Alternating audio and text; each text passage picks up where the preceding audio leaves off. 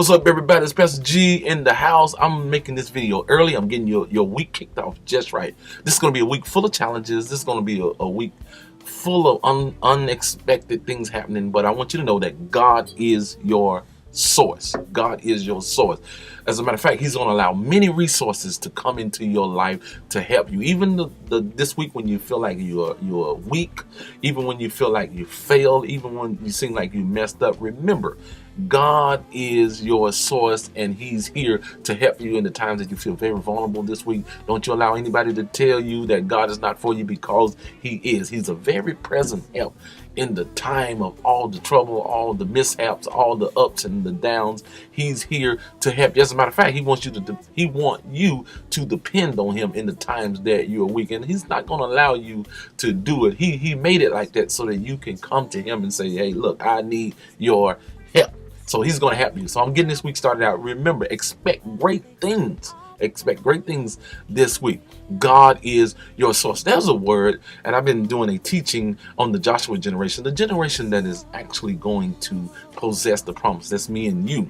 And there's some words that we're going to really be focusing on as we live what we call the kingdom life. The kingdom life. The life that's prepared for me is a kingdom life. There's a word called perspective, and there's a word called criteria. And I want to deal with this word called criteria, because we're going to have to adjust some things, because our teaching has allowed us to disqualify ourselves because we thought we were supposed to be all of that, when in fact my faith was supposed to be in God, and He was all of that. And He comes in, and where I'm weak, He makes me strong. He come in and make me strong. So I have to depend on Him, and there's no way I'm gonna make it or be successful if I don't depend on Him. So get over yourself and say, I need your help. You are my source. Now, in the book of Matthew, the 9th chapter, it talks about a couple of blind men that follow Jesus, and they say, Jesus, thou son of David, we're blind and we want to see. Now, watch what Jesus says. He turns and say, do you believe that I can do this?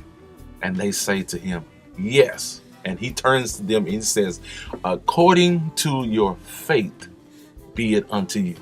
According to your faith. Now, He didn't ask them, what did you do wrong for this to happen? He didn't ask any of those questions. He didn't ask them what church they went to. He didn't ask them any of those questions. He just asked, do you believe that I can do this? And the same question He asked me and you, do you believe that I am able to do this? And if your answer is yes, He says, according to your faith, be it unto you. Now, that's the criteria that I need to be successful, is faith.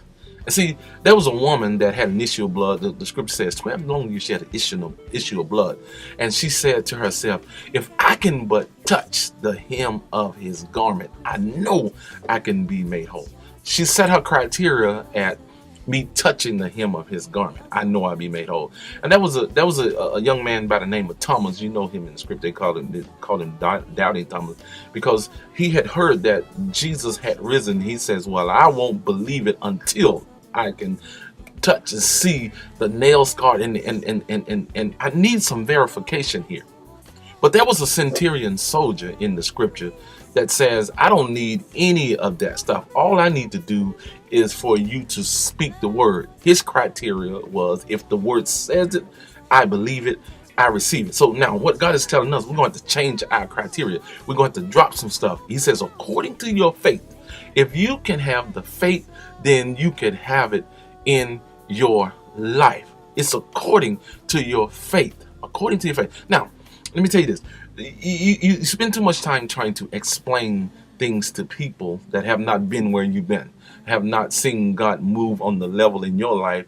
They haven't seen it. So their faith, their what they might be expecting might be not on the same level. So, but God says to you, your criteria should be, if you heard me say it, then believe it, and it'll happen in your life. Now, some people say, period, point blank. Period, point blank. I believe, so therefore I will receive. Get your week started off like this. Say, I believe, so therefore I receive. You can't tell me what God is not going to do for me, because I believe Him. My faith is on another level, and I shall do great things.